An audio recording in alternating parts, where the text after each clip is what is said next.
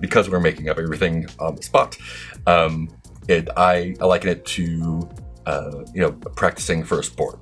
Okay. Yeah. Shooting hoops or running tires or whatever, because we're not following a script. We don't have hard bumpers, but we do like the wax on, wax off thing. Like we practice these shapes. Mm-hmm. We kind of like do these like theatrical or thematic katas almost. And so like doing a lot of research, reading a lot of stories, and thinking about, watching movies, and kind of thinking about, what it is about those we want to emulate. Welcome to Tabletop Talk, the podcast where I delve into the minds of tabletop gaming creatives. Join me as I uncover their creative process and inspirations. You are in the right place if you enjoy listening to thoughtful interviews with creative people. This is Gareth Hanrahan, and when I'm not writing, I'm probably writing something else. But when I'm not doing that, or possibly at the same time, I listen to Tabletop Talk because it's really good. Howdy friends, Craig here. My guest today is Marc Majcher. Marc is a teacher, game designer, actor, improviser, performer, and developer. He is the brains behind the two games Empire Never Ended and Grackle Teeth. Marc, welcome to the third floor. Hi, happy to be here. That is a hell of a list of things that you are. I've done a lot of things. I've had a long time to do a lot of things. So you have gray hair like me, sir. Yes. It's just a matter of persistence. So, Marc, I have to do what has probably happened to you on every single podcast you've ever been on, which is figure out your origin story. But I'm going to try to word it a little bit differently. At some point, you knew nothing about this hobby. You didn't know you could grab a sheet of paper, write a couple numbers down, get some funky dice, and like start creating a story. When was the first time all of that was put in front of you? 1982 or so. It's been a while. I see you. I'm there. Yep. And what happened in 82? The very first time I remember hearing about stuff, a friend of mine had played Dungeons and Dragons with their older brother over summer vacation. They did not have any books or dice or anything. And so we spent that fall making up our own version of it. Nice. Before we knew anything. Then I found a copy of the first edition Dungeon Master's Guide in the public library and had that checked out permanently, pretty much, and just went downhill from there. So the first time you didn't know what you were doing. The second time you didn't know what you're doing, but you had a book at least, right? Yeah. Looking back on it now, because this has become a part of your life, this hobby is a part of your life. Looking back on it now in 1982, what was happening? What was the magic then that allowed it to sustain you for, let's see, if that was 82, a few decades? Yeah, a few decades. Yeah. Back then, I mean, it was just there was fantasy stuff, there was Star Wars, The Hobbit was big even back then, the animated and everything. And I was just always a big fan of that kind of thing. And so, I got that. My dad got me the blue box set with the dragon on the cover for basic D&D for Christmas that year, and it would just let me tell stories with friends, and it's everyone who plays has this feel like you get to both be social and be creative, and also have some sort of like gamey, puzzly stuff that helps tickle that part of the brain. So it's like a nice little triangle of goodness there. Yeah. So if we look down the path, we see Blue Box D&D. What is the next big game on this path? So what was the next big game that you came across that really you feel like had a big impact on you? Wow. Yeah. I mean, back then, it's funny because a lot of people that I'm in contact these days kind of bemoan the dominance of Dungeons and Dragons and how that's kind of always been the case. But I remember back, we had a Dragon magazine back then. Oh, yeah. And half of it was ads for other games. Star Frontiers and Top Secret and Boot Hill and Gangbusters, like cowboys and gangsters and aliens, and the Call of Cthulhu came out not too long after that. And so there's always been a really huge variety of stuff, and I've still got all my old books from back then. Paranoia and Car Wars and everything. Oh God. And BattleTech, so much BattleTech. And yeah, I feel like I've always had like a pretty good spread of stuff. I took a break after college, played a lot of Rifts, played a lot of Shadowrun. I love how you have to put that like under your breath as a secret. Yeah. And then after I left college in the early 90s, kind of dropped off for a decade or so. Yeah. So I missed all back? of like the vampire stuff and all that. I had gotten into the video game development community here in Austin, Texas in the early 2000s. And I was working on something, and I cannot remember what it was, but it was something that led me to some internet rabbit hole somewhere that I was looking for some mechanical thing, and I came across the acronym DITV, and I did not know what that was. I don't know like what it is. 2004-ish. I quickly found out it was Dogs in the Vineyard. Oh, which Dogs led in the me Vineyard. to Okay. Vincent Baker, Mike Baker, the whole Forge thing, and found 2005 was when I kind of came back and I found all of the Forge stuff, and was just like, oh, role-playing games are still cool. Well, here's what's interesting to me, Mark. Dove because deep into that. Yeah, because I was Rumpelstiltskin for a lot longer than you. I took more than a decade off, and but I had a similar thing happen to me when I came back. I was like, when I left, like we had GURPS and Hero System and Top Secret and Gamma World, and I come back and like, what the hell is going on right now? What was like? I had my own reaction. Like when you came across the stuff that was coming out of the Forge, which is so different than playing Rifts. Yeah, what was your reaction? What was your reaction? It was amazing because my memories, were great from playing all those years, but it was also, looking back at the trajectory of RPGs, it's all that stuff was firmly in trad area where it's very sort of like simulation-y. It's all trying to like emulate the mechanics of the physics of the world and stuff.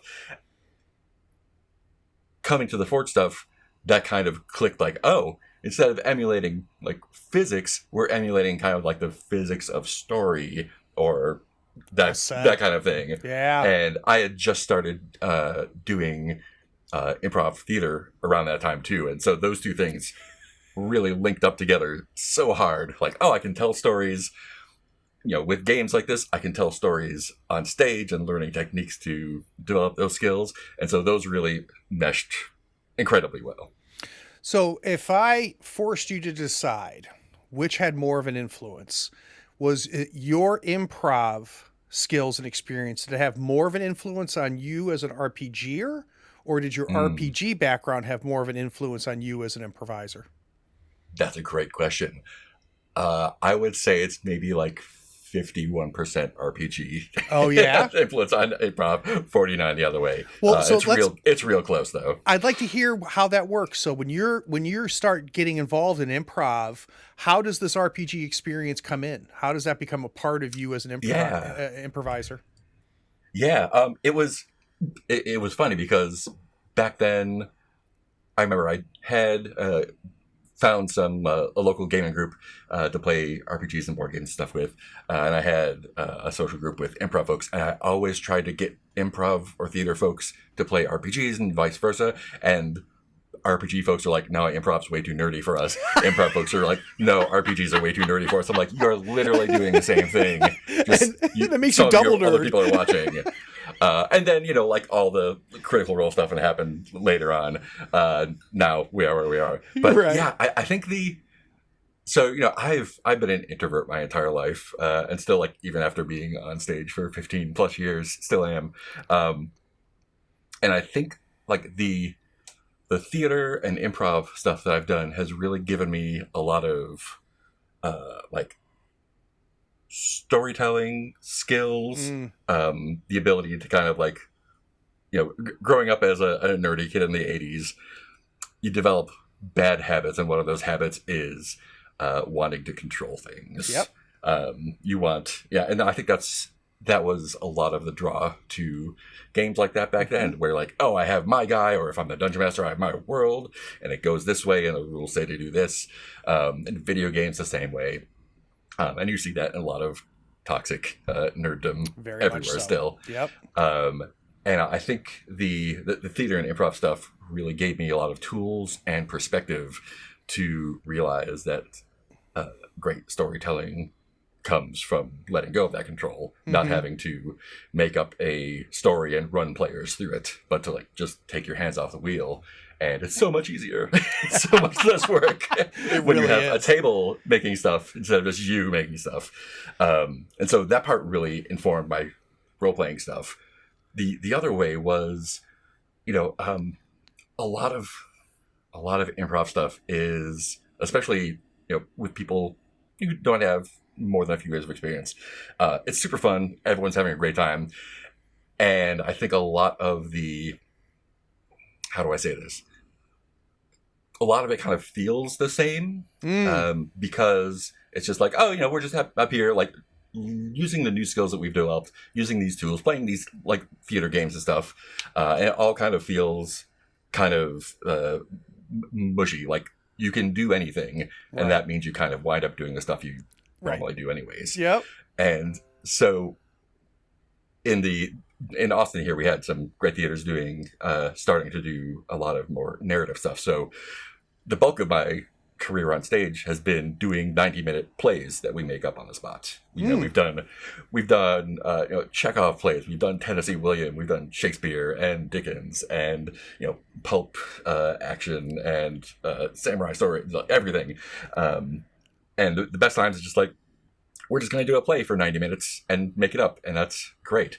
And you can't really get that without putting some, I don't want to say rules on it, but some structure to it. Right. And it's not like, like you have to do this or you can't do this, but it's, buying into the premise. And I think really great games have this too. And you see that a lot more in the last decade or so, where, we're still people hanging out at a table with our friends, having fun, making jokes, doing stuff. But at some point, like if I'm playing Victorian Monster Hunters, kind of a horror-ish game, and someone's like, well, I can't say space captain because that's one of the characters. But I'm a clown from Mars, and I don't care about anything, and I just make jokes about pickles or whatever. You're rejecting the premise of the game. Right. And it might be fun for you for a minute, but it's not going to be fun for anyone else. And if anyone else is watching, it's going to be boring real quick. And so bringing the sort of structures and ways to kind of guide stories that I learned from reading and playing and hanging out with people from the Forge and early story game stuff, bringing that to the stage really helped shape some of the work I did there to make fun narratives in front of people. When I started playing new games, I'm going to call them because there's all kinds of different categories. It took me a while to wrap my head around it, right? Because I came from a very trad background, and I quickly found that I loved it, and I went ahead, dove in, didn't look back, and fell in love with it. But I run into people that feel like games like Apocalypse World or Blades, or lately I've been playing Zombie World on the channel, right, where there's technically the little or no prep type games. I talk to people about that, and they're intimidated to run games like that. Like I'm not good at improvising. I'm not good at just making stuff off the top of my head. I think they're lying to themselves. I don't think they're lying to me. I think they're lying to themselves because guess what? I don't care if you are the most trad 3.5 GM guy. You have been making stuff up on the fly. You have been doing it. Yeah. But your background's and in fact, you do it all day, every day. Yeah, not to mention how we do it in our professional lives or personal lives too. But with your background, it's a little bit unique. Like if you you're having lunch with somebody there and they say, I could never play one of those games because I can't improv. What are some things that we can help like lift that barrier? Because I feel like touching the middle of their forehead and going, now you can. Right. Not a thing. It really depends on where they're coming from. I've also been a teacher for a while, and so kind of meeting people where they are, Right. And trying to, you can't really lead someone to understand something, but you can kind of put stuff in front of them in different ways, in hopes that they will learn themselves or teach themselves. And so if they're, the two main camps that I can think of are, someone who is, not involved with games, not involved with theater, just a normal person who, heard about role-playing games and, maybe thought it was fun, maybe got intimidated by it. Maybe someone on the internet told them that they couldn't play for one reason or another, or, gave them the impression they couldn't play for one way or the other. I think the easiest way to put something in front of them there is just letting them know how low the stakes are. Oh, wow. One of the things that I think people say and parrot a lot that maybe we don't take in as thoroughly as would be useful. And I don't think it originated in Apocalypse World, but it's been repeated from there for a long time, that the games are a conversation. Yep. Literally all RPGs are a way we figured out to sit around with people and make each other say cool stuff. Yep. Like, that's literally it. Yep. And if you're hanging out with someone at lunch or with friends or whatever, you're already doing that. Doing the game around it is just putting that structure around it. It's like, we're still just hanging out and saying cool stuff. I think what intimidates people is that they feel like, it is the like, oh, I can't be interesting or funny or, exciting. And that's half of the whole, like, John Stone improv stuff is you don't have to be interesting. If you, be the instructions we give to, like, actors is be more boring, be less interesting. Right. Just be more natural, and you don't have to act. You can just be what you need to be, because we already do that already. But as soon as one of the exercises I have students do in theater and improv stuff is, they have we have seats in the theater, have them sit down, two people next to each other, have a conversation for 30 seconds a minute, and then move them, literally 3 feet and 8 inches up onto a stage and tell them to do the same thing. And people lose their shit. They just freeze because literally nothing else has changed. And so it's all this, the pressure we put on ourselves to be interesting, the pressure we put on ourselves to entertain people, the pressure we put on ourselves to, like, do things right. And that's just not something that people need to worry about. So the advice I'd give to them is that you're already doing it. Find someone who is interested in helping you succeed and have fun. Because if you're playing with a good group or a good GM, just like a good podcast host, it's part of their thing is helping you have a good time and making you not worry about doing things wrong. I love the idea, Mark, of low stakes. Yeah. It's something that I'm going to add that to my bandolier, because I think that's something that I've never really put out there. It's like we're just doing stupid shit.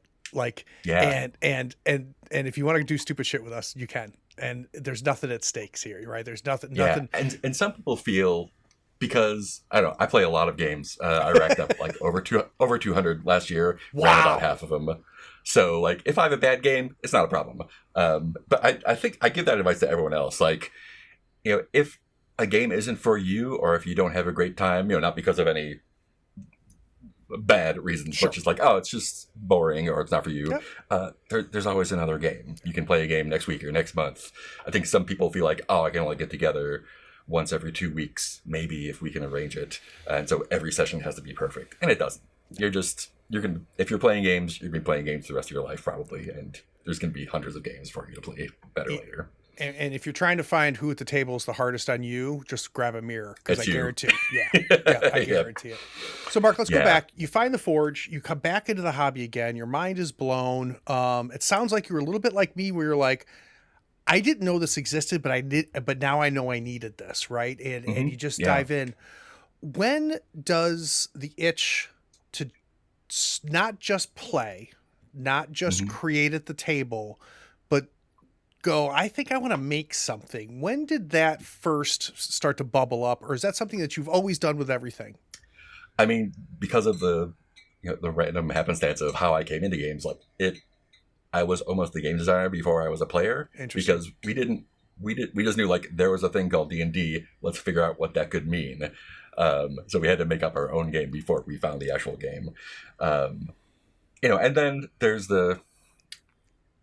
I don't want to assert like every player is a designer, every GM is a designer, because some people are just there to have a good time. Not to say designing isn't a good time. It can be. Some people want to have fun. Some people want to have fun instead of like other people design games. Yeah. And I think I don't know that. So in more traditional games, I think there is a lot of space to be creative, clearly. Both as a player figuring stuff out and like, oh, what if my character could do this? Or what if I could try this thing with this system? Or as a GM, like making adventures or doing world building or figuring out different ways to make things interact. And I feel like for me, that stuff didn't really scratch the designer itch back then. And I think part of it was just kind of the perceived scale of stuff. D&D is a stack of books. Yep. Rift, Jesus Christ. Or like Shadowrun or whatever. You look back, in the early 90s, late 80s, early 2000s, you look at a RPG and you're like, that is a lot of work. I already have a job, or I already go to school. Yep. I don't necessarily want to do that. But with looking at newer games, I like the phrasing, from the early 2000s, 2005-ish, games are, a small booklet or a page or whatever. And so it's a lot easier to think like, oh, I have an idea. What kind of system could I think of to help create? The way I come at stuff is, it's kind of like almost like a third order thing. Like I have a feeling or an emotion or a genre or a theme I want other people to feel or experience or play with. Yep. And I can't, on stage, I can do that directly. I can interact with them face to face in real time. As a game, well, as a GM or another player playing a game, we can kind of do that closer. As a game designer, I'm not even in the room with that person. I can't talk to them. We can talk on the internet or whatever. But if I write a game and a book goes out there, someone else finds the book, they read it, they have their own interpretation of it, and then they implement whatever stuff I've put together. And then there's a million factors deciding like, oh, like, does that create the thing that I thought was going to be created through all these intermediaries?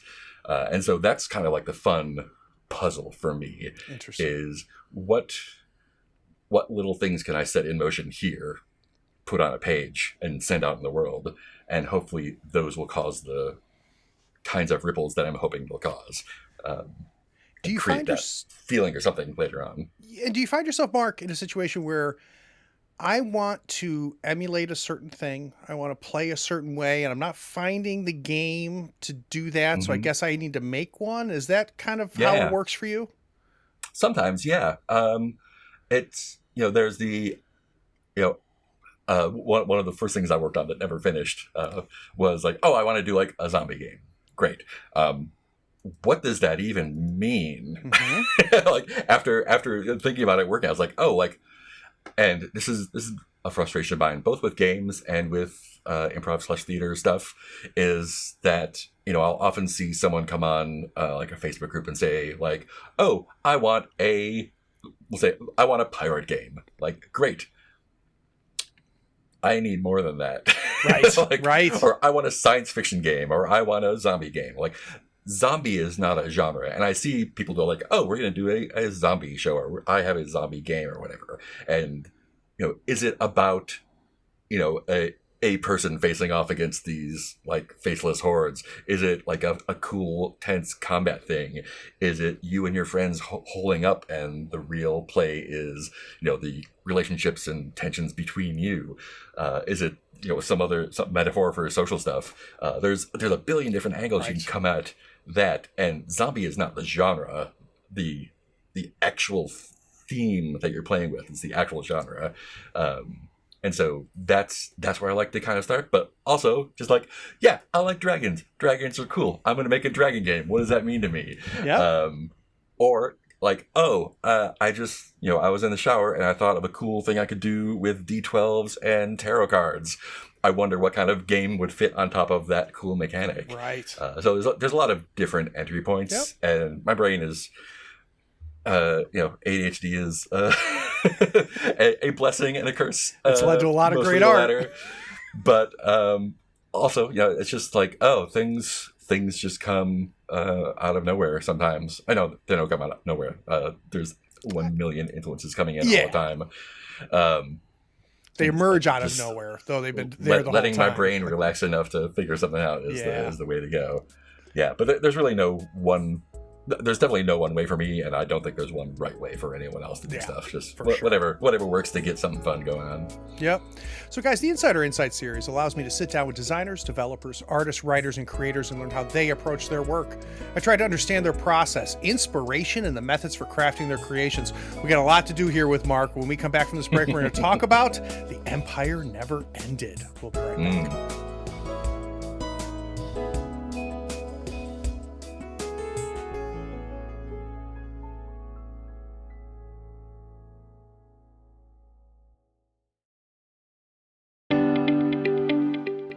This is the part of many podcasts where someone comes on, interrupts the show, and explains that you should consider paying for the content that you're listening to right now for free.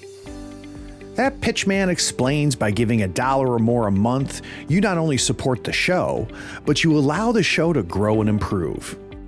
Here on the third floor, we refuse to interrupt your episode of Tabletop Talk with such time-wasting pleas. We pledge never to run a spot asking you to go to patreon.com and give $1 or more a month, because supporting content creators keeps the content coming, even if there is a link in the show's description. And there is.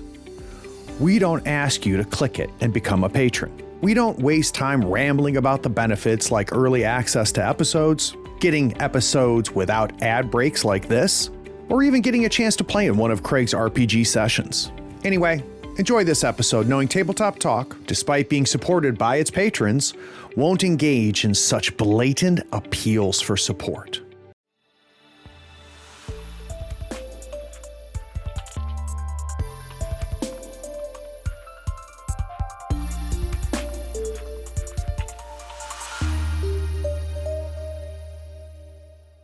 So Mark, I think where you and I, where I found you, I think we happened to end up in the same algorithm shit on Twitter, right? And Probably, I just found myself like nodding every time I read your tweets and just interacted with you passively there. Found myself on your itch page. I'm like, holy shit, like my man makes games. And, and then finally, persistence. Finally swindled you into it. And when I connected with you to see if you'd come on the show, I was very honest when I said, like, I want to focus on 1 or 2 games. What are they? And the first one you mentioned was The Empire Never Ended. So I'm going to read your blurb about that to give the listeners context. And then I'm going to try to figure out where the hell this idea came from. Yeah. Either talking to a god alien computer intelligence and breaking free of the black iron prison that has enslaved all of mankind between the time of the ancient Romans, which is also right now, and a vast space dictatorship 100 years in the future, which is also right now, or doing drugs and going crazy, or both. That is the most interesting blurb about a game that I've ever read. So let's, how do I want to do it? All right. So there was a day where you started to think about the beginnings of this game, right? Where you found the acorn and you realized there's something here. I want to mess with it and stuff like that. I want to go to the day before that. What led to you starting to think about what would end up becoming The Empire Never Ended? I have a couple answers to that. We got time. The main one is I don't remember specifically, but I was probably working on something else, and it's so hard to just focus on one thing, and it's for my brain at least, it's easier to have multiple plates spinning, and so if I'm kind of focused on one thing for a while, I start beating my head against it, and I need something else to focus me. And I don't make that decision. The committee that lives upstairs is in charge of that. They're like, we're gonna look on itch and see what game jams are there today, or we're gonna. You like designing games so much, you've been working on this for a month. It is time to clean your office instead. Go do that. So probably just having brain seizure. Yeah. Not seizure. Brain seizing up. Yep. Two different things. I got you. Yeah.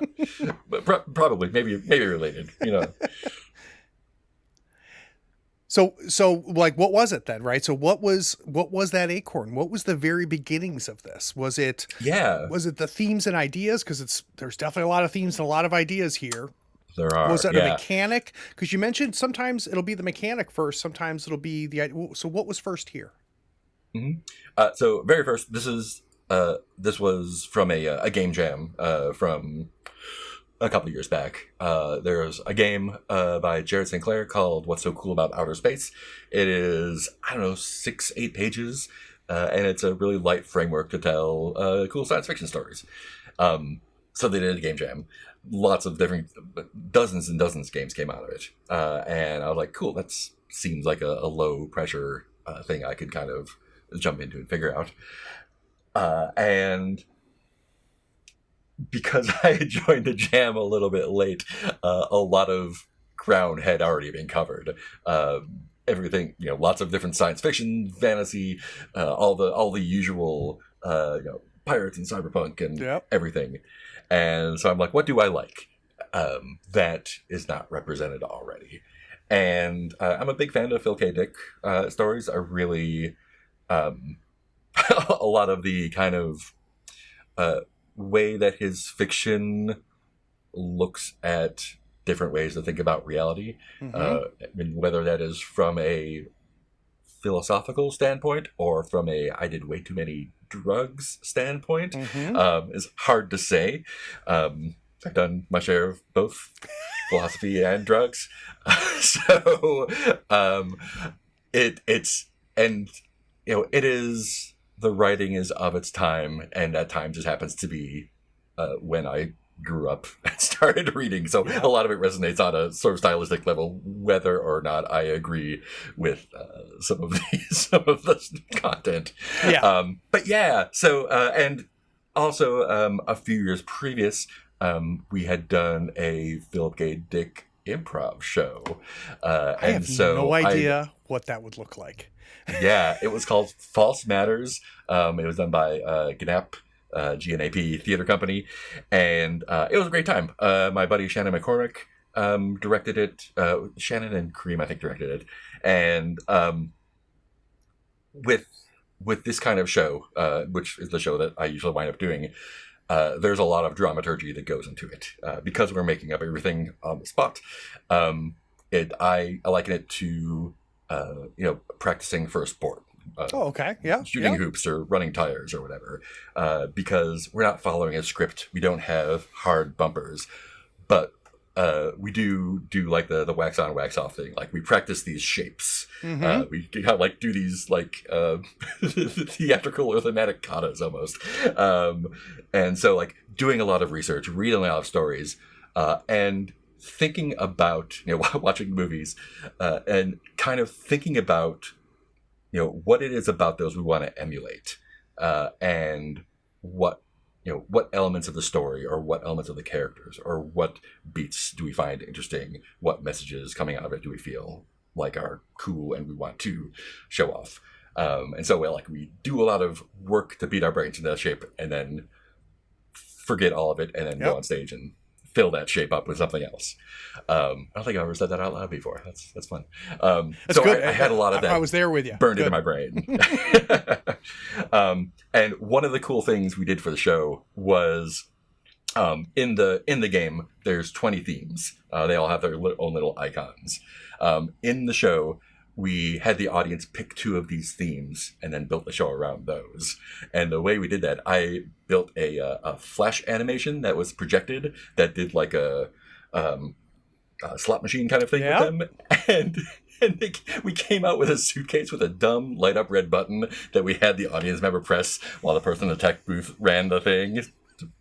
So super dumb, super fun. But I had that art already that I made. So I took that art, the aliens, death, machines, media, psychics, war, robots, sex, drugs, all that stuff, and put those in the game. And that was the start point. Pick a couple themes and tell a cool story. Right. And then kind of thought about what I wanted to do from there. The structure of the game that I was hacking, I guess, is almost more textual than game design stuff. Awesome.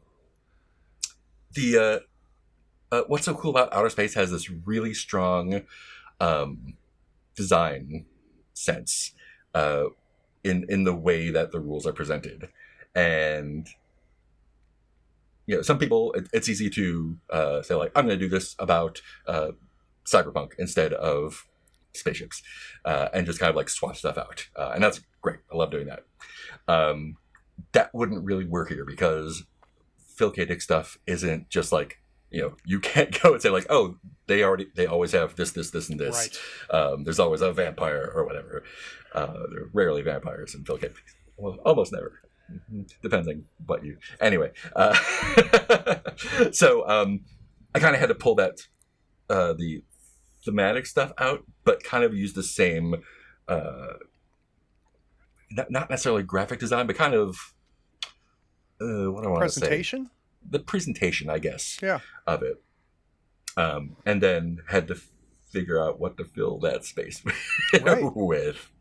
One of my other big inspirations was Other Kind Dice, which is another Vincent Baker thing. You can see it in Cyrun, in Bliss Stage, and it's actually, this dice mechanic became the Apocalypse World 2d6 engine that everyone knows and loves and hates.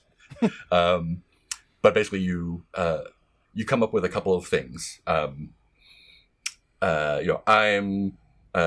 superhero. I'm trying to save someone from a burning building. The villain is getting away, and so I write down a couple good and bad things on cards. I want to use my powers safely. I want to save someone from the building. I want to catch the villain. I want to not have my secret identity revealed. Write those on cards. Figure out which dice to roll. Roll a couple dice. You put dice on the cards depending on which parts you want to come true. So, I have a couple of high dice I'm going to put on catching the villain and saving the person.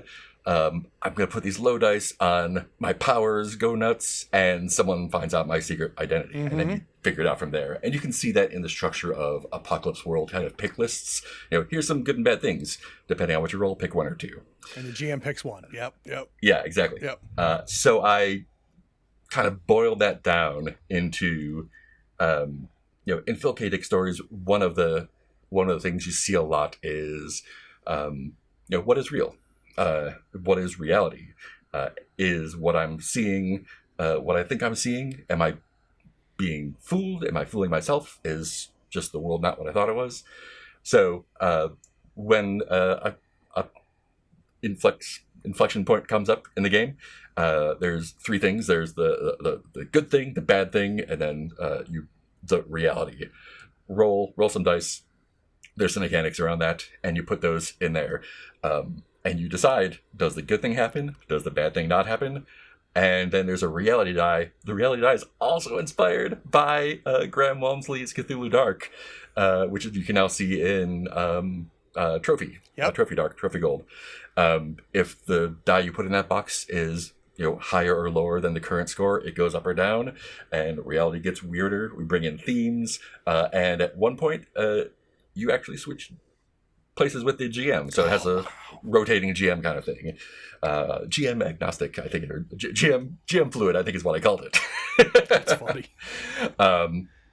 So there's a bunch of different inspirations brought in from Jared's game, Other Kind, the Dark Dice, and then all kind of put together with the tonality of Phil Gating stuff, the science fiction / mundane settings, the sex, drugs, and rock and roll, the wondering if I'm just crazy or if an alien is talking to me, and just putting it in a relatively small package. And I think it's a punchy little fun time.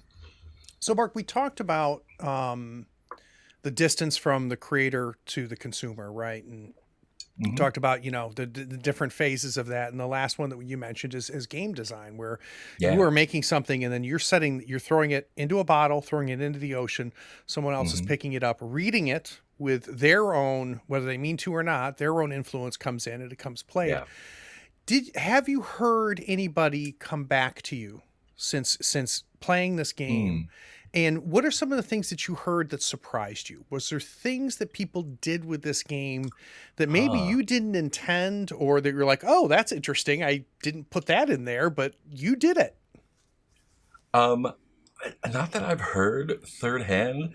I have seen at the table, because of the GM fluid nature. Right. The last time, not the last time, one of the recent times I ran in public last year was for a little local con we had, and it was a couple other people and one of their 13-year-old kids, and I was like, here is the content of a lot of this game. Are you cool? Is everyone cool? Good? Yeah. Is your child like it? And everyone's like, yeah. And they were great. And they became the GM at one point. And I don't there's that sweet spot, 12, 13-year-old, those are the best GMs in the world, I think. There's no fear, no rules. Yeah. They don't know any better. Totally, I don't know if they're familiar with the source material, but they're like, oh yeah, cool. My guy's totally into this drug, and we're like, that's an amazing name for a drug. How did you come up with that? They're like, that's real. I don't. Okay, we're old. Sorry. It took. It's that releasing control. At the table as a GM. I'm a player now, and this 13-year-old is in control of everything that's happening, and. If you just roll with it, it's going to be great. And, when I'm kind of bringing this game to a table and the first time the GM role goes away from me, that's when, instead of just being another player, I kind of pull back a lot more and just let it roll. It's not really a GM-less game, but after that putting them in the boat and kind of pushing them off, right? Just watching people play is really surprising in a lot of great ways sometimes. What does it feel like, though? I mean, you tell me what you gave me a couple adjectives, but I would imagine seeing someone else play your violin has got to invoke some emotions. Can you give me an idea? Because I've never had that happen to me, right? Because I haven't made shit. So what's it like watching someone take your baby and go like that? I know it's been a journey of development for me. Like I was saying earlier, early on, there's the clenchy nerd instinct for control, and I definitely had that early on. I remember some of the earlier games I wrote that still haven't been released. I was like, okay, cool, I'm going to playtest. I'm going to give this to someone else to run. I'm just going to hang back and watch. And they I was like, oh no, not like that. But I'm not going to say anything because Please stop. I'm just watching to see, how people interact with the text, Yep. how people interact with the game, and it worked out fine. It worked Yep. out great. But I thought it was just like, oh, like I have a 17-year-old child right now, and they are learning to drive, and they are. I go to school with them. They're driving me now. 15 years ago, I would have been clenching everything. But after this experience of like doing this over and over again on stage and with design and stuff, it's a lot easier to just kind of like, okay, you have the steering wheel now.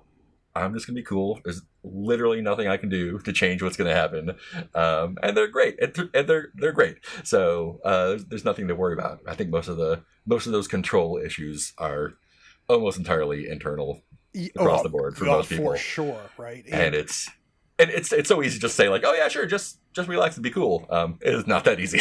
Well, that is not easy at all. It's no. taken me decades and decades and decades. It's not easy, being- game designer. being It's definitely terrible. not easy as a parent. Yeah, That's for yeah. sure. So, and I'm sure this didn't happen overnight, and I'm sure that wasn't one No. straw that broke that camel's back. But looking back on someone who's gone through that journey, do you have a sense of how you jumped that fence? How you were able to finally just kind of let go? I think, I think I'm really fortunate in having come into both those early story games and improv stuff at the same time, because if you're going to do it, improv, clearly you're on stage with a half dozen other people, shit's going to happen. Yep. You either show up and do stuff, or you stop coming because you can't deal with it. Same with a lot of those early games, especially GM-less games. You show up, everyone is doing their thing. You either learn to do it through doing it, do it. Or you're like, this isn't for me. I'm going to go back and play D&D. Or I'm going to go back to doing Shakespeare.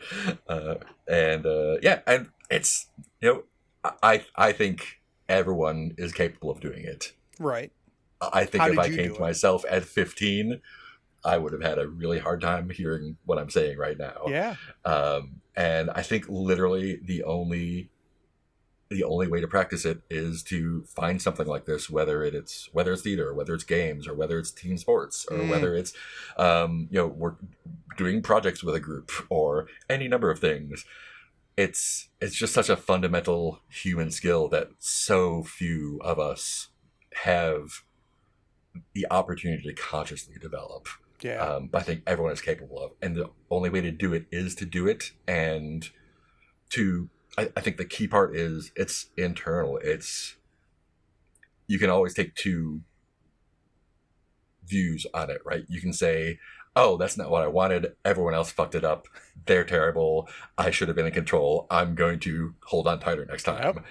Or you can say, that wasn't exactly what I wanted, but it was pretty cool anyway. Or if it wasn't, we'll figure it out next time.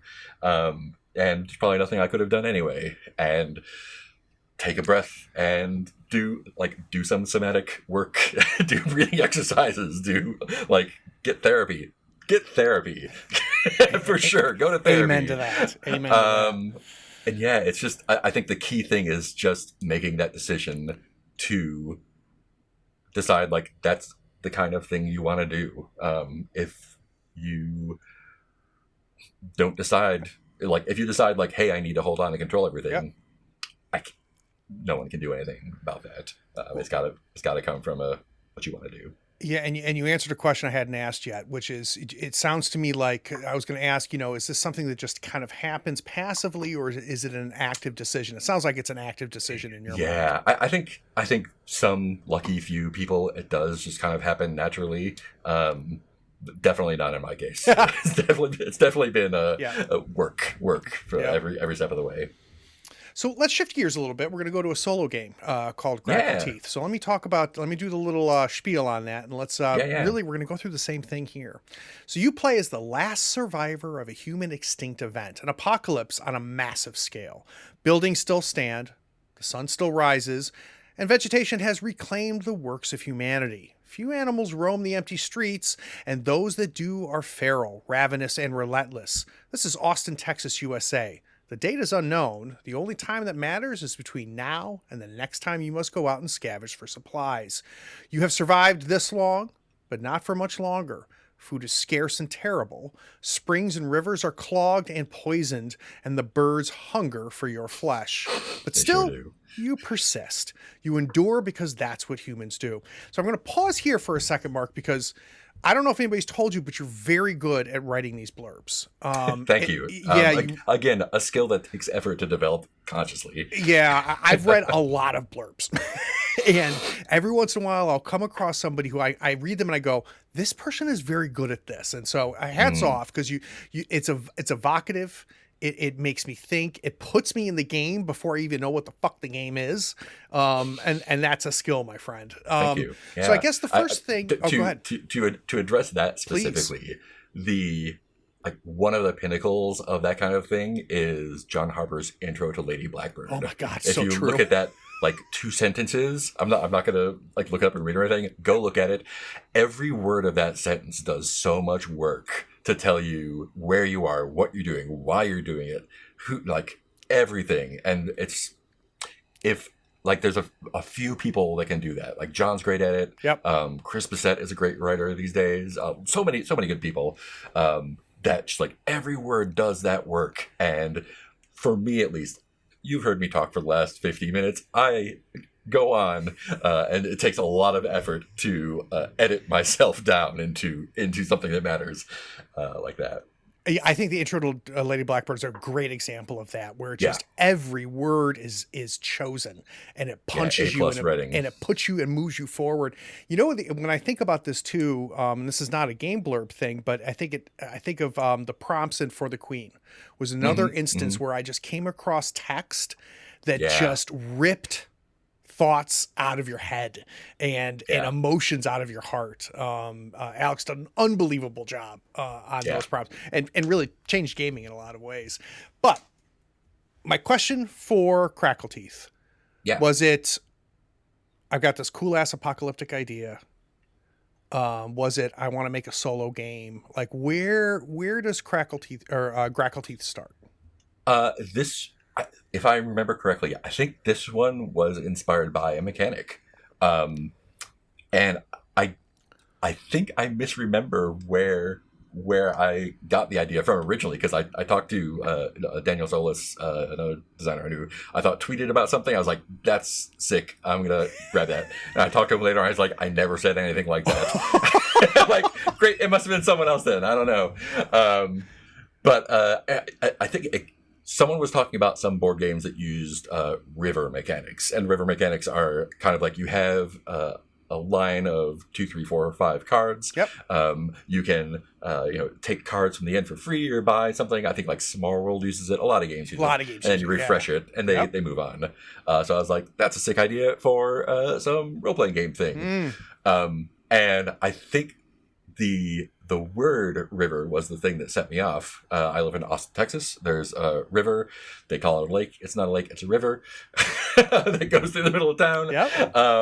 And so I was like, cool, what can we do with that? And again, I think that was just the opening your brain to the weirdness and letting things glom on and shoo the ones away that you don't want to stick. And eventually came with river. I have to... water is scarce, maybe. I have to do that. Why would that? Well, it's an apocalypse, clearly. What would be an apocalypse here? Oh, the birds. I don't know if you've been to this area or not. It's pretty amazing. If you go to a parking lot at sundown, the birds are deafening. There's a billion of these squawks all over the place. So Grackles are a Texas institution, Austin institution at least. So I was like, cool, Grackles are the apocalypse. And I did, again, doing the dramaturgy for this. Grackles actually have teeth inside their throats. That's nightmarish. So that when they eat things, so they can't get out. It's terrifying. So it's that is definitely 100% it. Holy shit. So the apocalypse, the birds came from that. And then I had to figure out how to do that river mechanic. And then, I was, again, doing the dramaturgy, doing the research, and Chris Bissett has this game, The Wretched, which is phenomenal. It uses a Jenga tower. You're, playing Alien, basically. And there's a lot of Wretched and Alone derived games from that. So I pulled some of the card stuff from that, and again, you have like the textual structure of the presentation a little bit. But this one was really fun because, like, the writing is the most important part of this game, because it's 52 prompts for a deck of cards, and not, every card has to be important in a certain way. You don't have a lot of space to write that text, and so every word has to do like double and triple duty. Sure. Also, because it's a solo game, so solo games are never really solo games. You're always kind of in conversation with the designer, but you are there to take what is on the page and create everything else from it. So the writing is the most important part there. I think I did an okay job, but yeah. Well, can you give me that's help that me out a game. little bit here, Mark? Because I'm a board game guy too. I love board games. Yeah. So you really kind of tickled my interest with this river. How does the river concept? I understand from a concept. Like, talk to me a little bit about the mechanic and how do I interact with that in this game?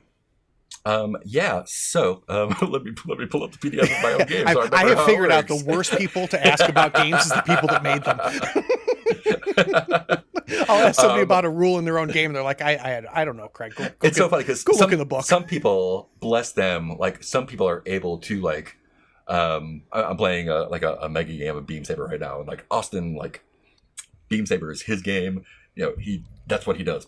Some people can work on a game for 2, 3, 4 years, and like that is their game. They know it inside and out. I write a lot of games all the time, and someone will be like, "Oh yeah, what's this game?" I'm like, "I don't remember writing that at all." But yeah, so the river. So in the Wretched, you pull blocks from a Jenga tower, which comes again from Dread back in. Which the genealogy of games is so fascinating. It is.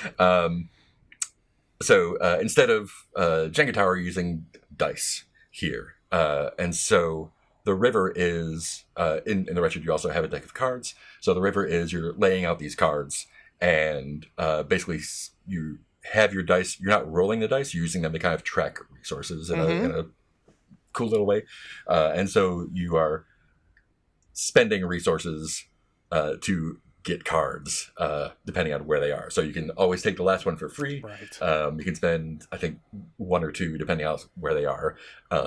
Some cards are like, hey, you found resources, or hey, you found something cool over here, or hey, just like talk about your feelings in your journal. Some cards are like, birds the size of dogs are coming after you, and you're hiding in the brush. All sorts of bad things. So, and the sort of nasty trick of these games is that they are winnable. It is extremely unlikely that you're going to win. In this one, you need to find a radio and some batteries. It's probably not going to happen. But having that river allows you to strategize. Like, oh, if I can get this food before I hit this flock of birds or whatever, then I might not die. And I might be able to spend this to get that or whatever. So I feel like it gives you a little bit more agency in kind of like how you're scrounging around this post-apocalyptic scenario, instead of just. I think the Wretched is brilliant because it's really reflects this, like, because you're basically just like picking a card, doing a thing, and I think that so brilliantly just evokes the, like, I'm on a spaceship by myself and there's a monster outside and there's nothing I can do, and that's just sort of like sense of shit is happening to me. Whereas this one's a little bit more like a little more Last of Us-y, kind of like, oh, I'm gonna kind of like do this terrible calculation, the cold calculus of, do I go out and look for food and risk something, or do I hunker down and try to rest up, or I'm wounded, do I try to find something, you have a little bit more agency, but in the long run, it all averages out to you're fucked. So it's that illusion of agency. So, Mark, I want to talk about when this game was early, right? It's early, it's ugly, it's you're throwing shit up against the wall. Mm-hmm. At what point did you go, I might bring this thing over the finish line? I might actually finish this game. Do you have a sense of when you knew this game was gonna get done? Like what made it click? Or when did it click? So I have like the terrible spreadsheet of all of my ideas and in-process stuff. Some of them are just like werewolf, just werewolf with a G instead of a W. That's the only part of that game that exists. Some of them are like fully written, fully play tested, ready to go games. I'm just not letting go yet because either like the committee won't let me, or like I'm working on something else or whatever. And so it's really. It's a combination of like I don't even want to say like is it good enough to go out, because I released some stuff that's just like one of the free games on my itch page uses the snake game as a mechanic, like the Windows basic snake game. So dumb, and I released it anyway. So that's definitely not the limiting factor. That is a bad game. Do not play it. It was fun to write. You will not get your money's worth. It was free, and you will not get your money's worth. And so it's not like, is it good enough to release? Oh no. I mean, some things that people spend millions of dollars on and years sometimes are not good enough to release, and they do it anyway. For me, I think it's just like, can I get it to a place that I'm happy with? Something like something this size is like really a sweet spot for me. I've done like postcard games and one-page games and all that stuff, and that's fun. You can knock those out, throw them out there. It's great. But something that's like around 3,000 words, around like a dozen to 30 pages, is a really great spot, because it's short enough to kind of jump into. It's enough space where you can really sink your teeth into something, and not too big that it's overwhelming or a hurdle for someone else to jump into. And I think the point where it's ready to go is where I can get enough, something coherent enough where I'm like, oh, cool, I can take these ideas that only make sense to me, write words that make them make sense to someone else, put them in the right order, and then maybe try it out with someone, maybe not, maybe just go straight into design, graphic design, and I'm like, can I, do I? Because I'm not an artist. I can. People would disagree with me probably. I'm not an artist. I can make layout that is okay. I can collage things. Photoshop is great. Can I put together something that looks like what I want that game to be in my head? Right. And that's like where I have one. If I have a good title, it's good. I have a game that I worked on over a dozen years ago that I think is really good, and it is play tested. It is mostly written. It is done. I can't get it to look like what that game should look like to me. So as a physical thing. It's the presentation that's stopping it. I think so. Interesting. Yeah. All right. Yeah, So I just released a bare bones version of a game of a similar vintage that we were going to do a podcast. I wrote a game to develop content for the podcast. Podcast never happened, but the game is great. And I played the game a bunch over the last decade and change. And finally, which is like, I need to, if I get hit by a bus tomorrow and this isn't out in the world, I'm going to be real sad. So I finally like made it look like the barest version of what that game should be for me and put it up. But yeah, if I wanted to spend more money to hire people to do stuff, that if I have, my biggest flaw is not arranging to work with other people. I know so many great people I would love to work with. I'm never like, can I give you $100 to do some editing or some art or some layout for this? It would save me a year of time. Yeah. a mental block of mine. Yeah, it's a funny thing, and it gets to the letting go piece a little bit too, right? Mm-hmm. So I would imagine that's tied to it. All right, so last question on this, Mark, is I break into your house tomorrow, and I steal your computer, and I get my hands on this spreadsheet that you speak of. Mm-hmm. And even though you didn't ask me to, I create several buckets. Mm-hmm. And I'm going to, every game that's on that list that's never been released, I'm going to categorize why. So I'm going to have these buckets of why. So one of them is going to be, I can't get it to look the way I want it to.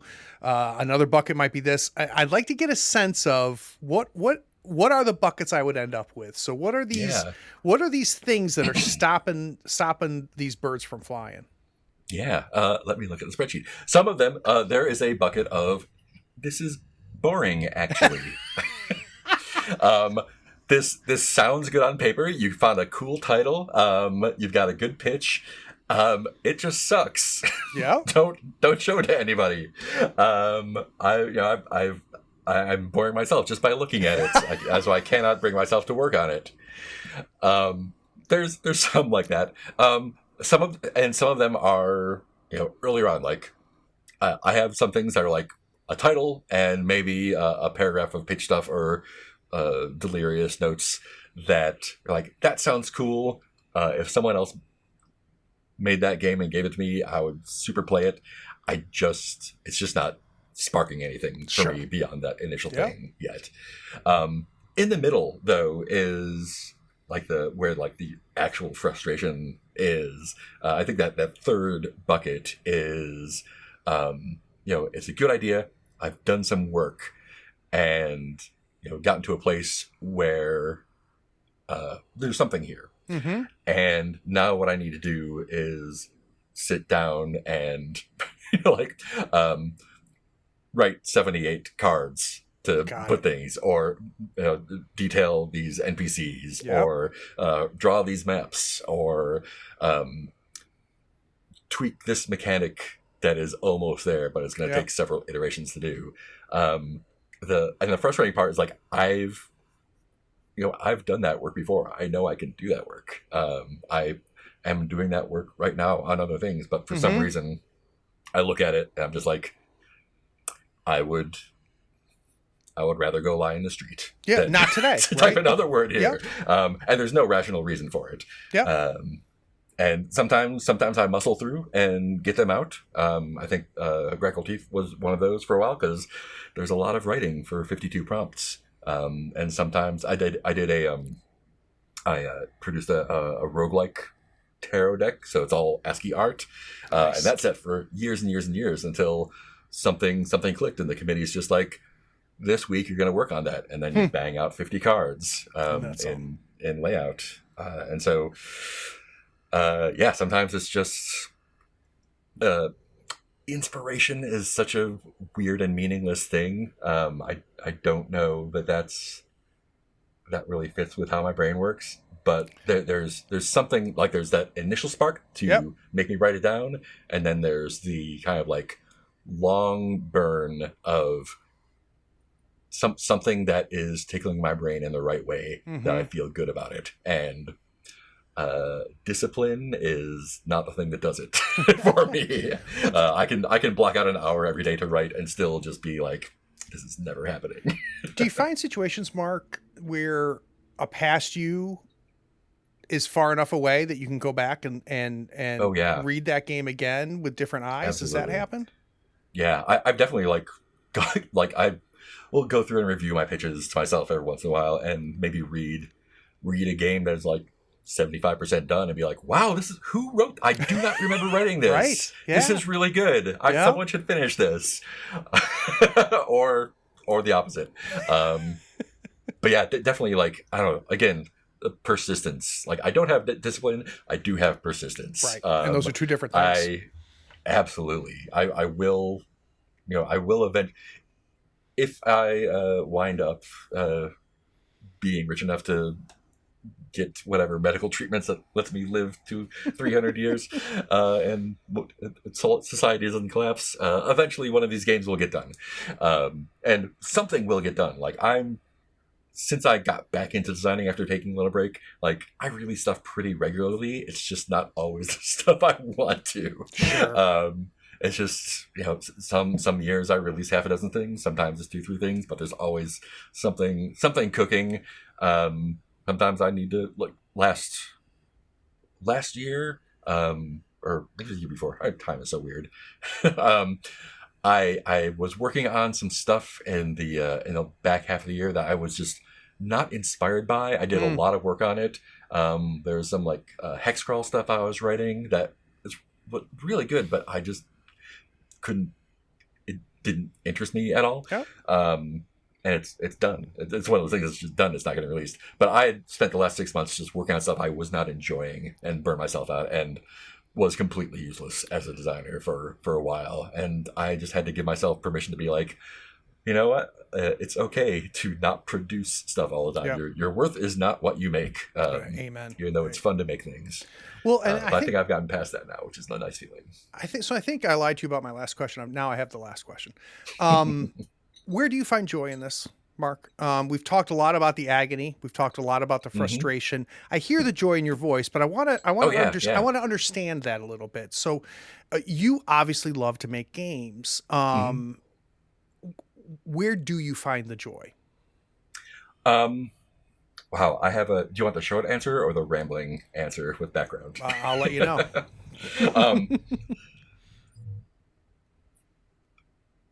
One of the most enjoyable experiences to a person, or to my brain at least, is flow state. I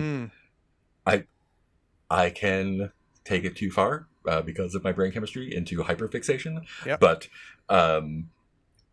getting to a place where I'm like, cool, like I got the initial spark, I got the boat out of the dock, and we're just kind of cruising now. And the long version is, and this is going to sound disconnected, trust me. In one of the most important things I learned doing improv and theater stuff is mask work. And it kind of stems from Commedia and some other older stuff, but you don't need an actual mask at all to do it. It's you can train with them, and I have another hour on this part. Basically, if you can get into the state where you are playing a character, whether it's on stage or at a table, and you're still you're playing this character, and the character is saying things and doing things, and you can actually sit back in your brain as a passenger and be like, oh no, what are they doing? Isn't it amazing? Yeah. And like being fully inhabiting and being inhabited. And it's not mystical or anything like that, but it's a really intense and relaxing state to be in, and it's something I chase all the time on stage. It happens a lot at the table, and it comes from that knowing the direction you're going and then letting go and enjoying that ride. You're still fully in control. Right. Like you're not, it's not a weird dissociation thing.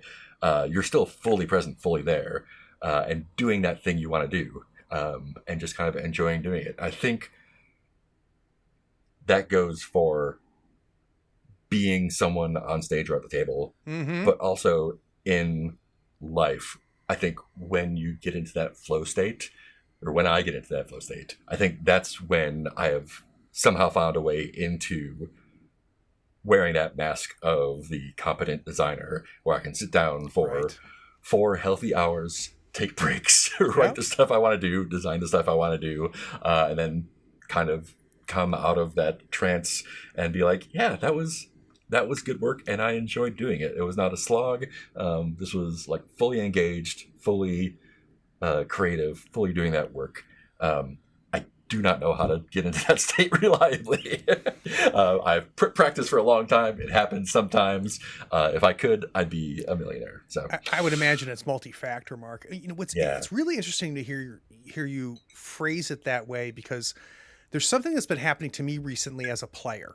that has kind of blown my mind a little bit. And, I've been a player in a lot of games for a lot of decades, but what's been happening to me recently, and I want to know if this rings with you at all, is I find myself, I used to play my character to see what would happen. Mm-hmm. And what I'm finding myself doing now as a player is trying to discover the character. And, Mm-hmm. and I'm now in this flow state where I have these characters that I believe are fully formed, and I'm coming in to discover what they are. Mm-hmm. Does Exactly. that make sense to you? It's changed how I've played games. 100%. One of the best examples of that that I've been playing in the last couple of years has been the trophy games, Trophy Dark, Trophy Gold. It does this amazing magic trick of, you can make a character in literally 30 seconds. You get a name, a drive, an occupation, a background, and then you can pick a couple of things. And that's it. And it is so immediately evocative. It almost never fails. I've played dozens and dozens of games of Trophy in the last couple of years with different groups of people. And every time, every person just has this fully fleshed out character that they don't know yet. Yes. And then the game itself gives you the space. They're ostensibly horror/adventure games. Yep. But they definitely give you the space to find out who that character is. And I just started a new game run by my friend Mads this weekend. It's one of the best Trophy Gold games I've been in a long time, because not only is it doing that magic trick of all the characters being fully fleshed out of the gate, but these characters that have no reason to know each other at all have done the same thing and found relationships. Not like, oh, you're all doing the same thing or you're all going on the same quest.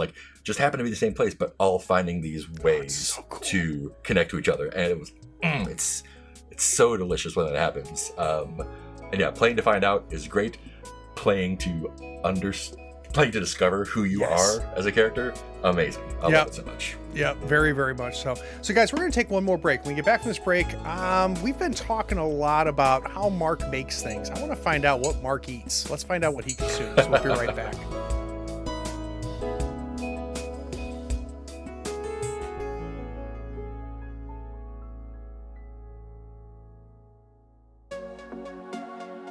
Are you enjoying our long-form interviews with creatives on this podcast? Maybe you're craving deeper discussions about our guests or some of the RPG plays on our Twitch and YouTube channel. Well, I've got an opportunity for you. You see, Third Floor Wars now has a Patreon-only Discord server. You can join a vibrant community of like-minded enthusiasts diving deep into every episode of our RPG plays and podcast. Connect with fans, engage in spirited discussions, and unlock the behind-the-scenes insights.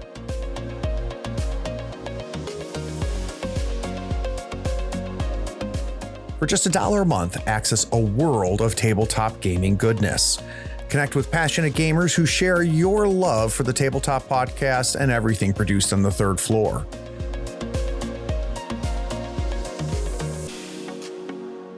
As a Patreon supporter, you also enjoy ad-free episodes of this podcast. You can immerse yourselves in captivating stories and fascinating interviews without interruptions, taking your listening experience to a whole new level. By joining the Third Floor Wars Patreon community, you not only gain exclusive access to the Patreon-only Discord server, but you also support the growth of my podcast and channels. Your contributions enable me to continue creating high-quality content that entertains, educates, and upskills tabletop enthusiasts like yourself. Maybe don't wait. Join the Third Floor Wars Patreon today and unlock a world of camaraderie, discussions, and knowledge. Visit patreon.com/Third Floor Wars or check the link in the show notes and come join our community. The Third Floor Wars Patreon-only Discord server awaits you. I and the other patrons can't wait to welcome you with open arms and a fistful of dice.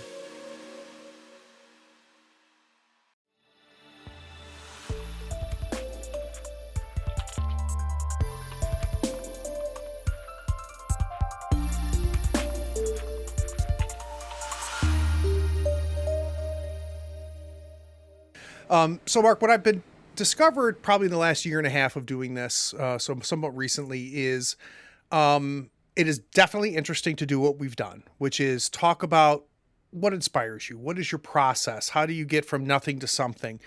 But I'm also finding a lot of insights in understanding creators by understanding what they like to watch, what they enjoy reading, what they enjoyed listening to, what they enjoy playing. So is there some things recently that have gotten their hooks into you, stuff that you that you have been the consumer of that won't let go of you, that has occupied your mind the way a game that you're designing can occupy your mind? Yeah. Wow, that's a great question. I I'm super nerdy, and I keep a log of everything I watch and read. God So bless you. I can go back and do monthly reviews and yearly reviews and be like, oh, I actually did something instead of nothing. What have I been doing lately? So I have ADHD. With that comes executive dysfunction, and I know it's executive dysfunction and not laziness, because I will sit and do nothing instead of like watching a TV show or a movie that I want to watch. So there are a lot of things that I have on my list that I want to see and do, and I just don't. That said, I have been watching some animated stuff that's fun lately. Like what? I'm a animation's just another great medium. I've been really enjoying Delicious in Dungeon on Netflix. I don't know this. What is this? It's an adaptation of a comic, a manga, that it's a dungeon party crawling thing.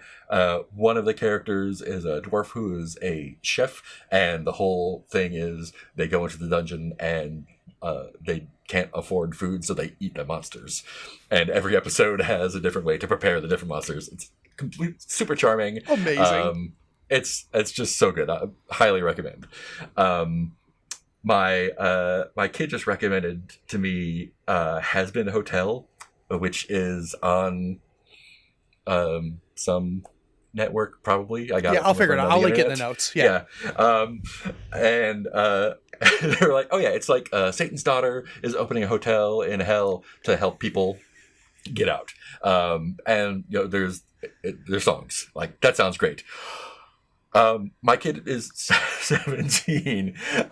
This cartoon is in hell and does not shy away from one of the characters is a porn star. There's a lot of drug use in it, cannibalism, a lot of addressing heavy stuff like self-harm and toxic relationships and abuse. It's very adult, and it is so good. The animation's incredible, the story's incredible, the songs are great, but it is a lot. So I got a question. All right. So now I'm going to take a complete right turn here, Mark, because you've got a 7-year head start on me. I've got a 10-year-old daughter. Mm-hmm. She is now starting to consume more mature things than she did when she was 8, right? This is one of those little landmark years, and there's several of them ahead of me, as you know better than anybody. And I'm surprisingly comfortable with it right now, watching her see some things that I like. My initial gut reaction is to control and grab. Yeah. But I've been proud of myself to go, let's trust where we are. But that what would you just talk to me about is a lot. So what was it like to have your 17-year-old consuming this in front of you and engaging with these themes? Was that like, talk to me here. I need some advice, my friend.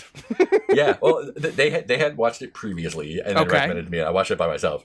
But yeah, I think I have kind of taken the same strategy of like, I like a lot of horror stuff. Like a lot of, whatever.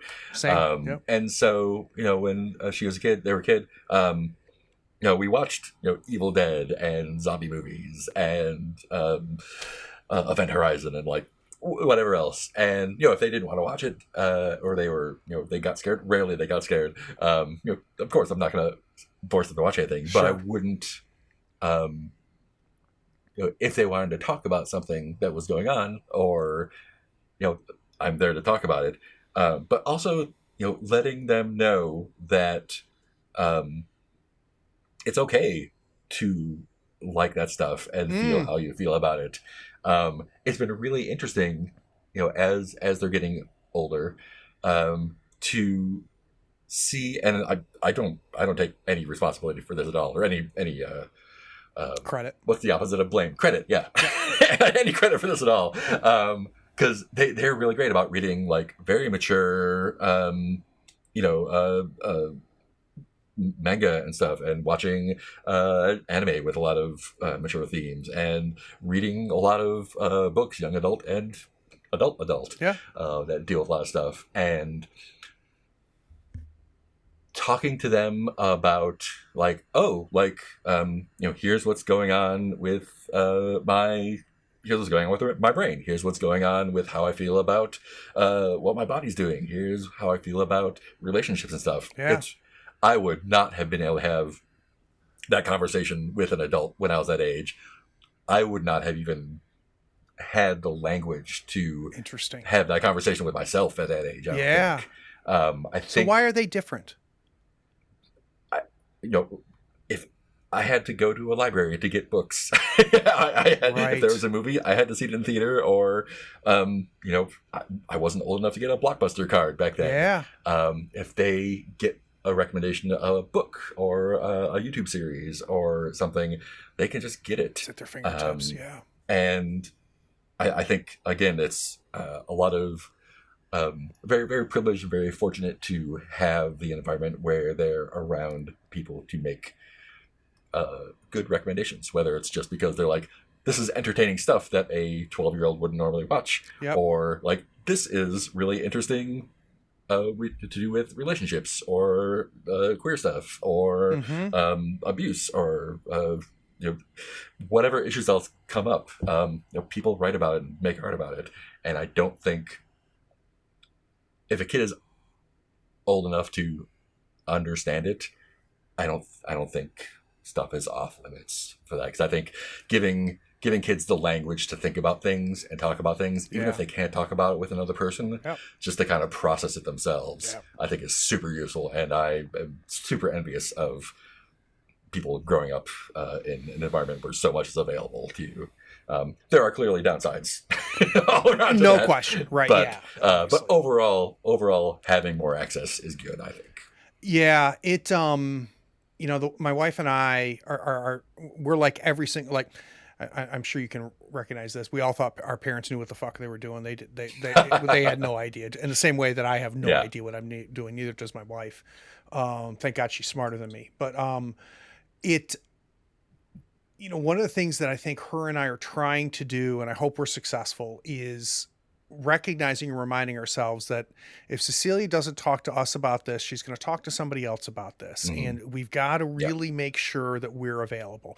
Doesn't mean she has to talk to us about everything, but we want her to know that nothing is off limits. And that's been hard. And the other thing that's really helped for me is that I've been really open about talking about stuff going on with me, talking about stuff with mental stuff or relationship stuff, or what I think about the world, and just being transparent about like, like I'm not a perfect adult who is cool with everything. Like I got shit happening too, and it's okay to have shit happening. That's been a big. It's funny you say that, Mark. That like punched me in the gut there. So well done. Because I think that's one thing I'm doing different than my father did, which was, I have been able to be vulnerable with my daughter. And I think that matters. I think it does.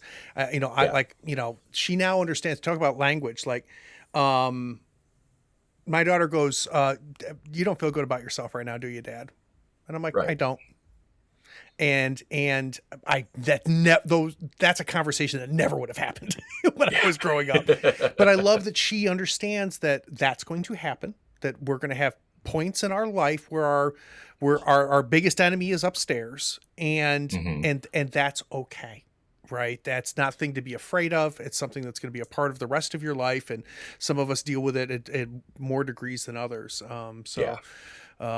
Shit, dude, that was pretty cool. I appreciate that. It ties into all the other stuff, like being being open to a lot of, I think, that kind of letting go of control is Yep. a lot of being open and honest. Like, I am not perfect. I do not always have my shit together, but you can say that and it's okay. Yep. Yeah. Well, and I talk about bringing it all together. I mean, we also talked about, the fear of being a GM, Yeah. and it has to be about not being afraid. Yep. Or being afraid and letting yourself be afraid and letting that happen. It's too. okay to be afraid. Yeah. It's okay. Yep. It's okay to still do stuff if you're afraid. Yep. I've literally been on stage like about to pass out because I didn't want to be there, but Yeah. still do the thing sometimes. The only way out is through. Yeah. That is 100% right. Mark, there's a lot of really cool manga cartoons to watch on a Tuesday night, but somehow you let me trick you into spending an hour or so with me, and I can't thank you Yeah. enough. This was fantastic. Likewise. All right, and hey, you listening, guess what? This is the end. You made it. I appreciate you doing it. Take care.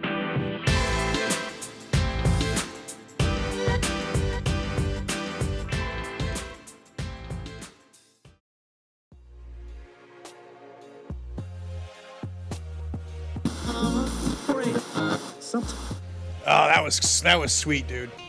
That was sweet. I'm constantly amazed. Like, I've done 200 some of these of these interviews. I've talked to so many creators. I'm amazed at how I find something unique in every single person's process. So thank you for being so open here. This is wonderful. So here we're just going to talk about shit you enjoy. Cool. It tends to be a short segment, but it's kind of fun. I'll bring us back. Cool. My friend, you are a phenomenal guest. Well done. Thank you. Well done. All right. I should have asked you and I didn't. What makes more sense or does it matter? Talking about Grackle Teeth or Empire Never Ended? Either or both. Okay, great. Yeah, doesn't matter. We'll start with Empire Never Ended and we'll see where we go, okay?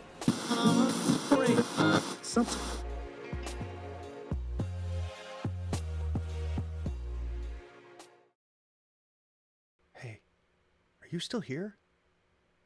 Look, the podcast is over. And you sat through all of the breaks and bloopers? Well, I mean, if you're here, you might as well run over to patreon.com and become a supporter. Don't forget to rate and review this podcast too while you're at it, on whatever platform you're listening to. I do appreciate you sticking around. Take care.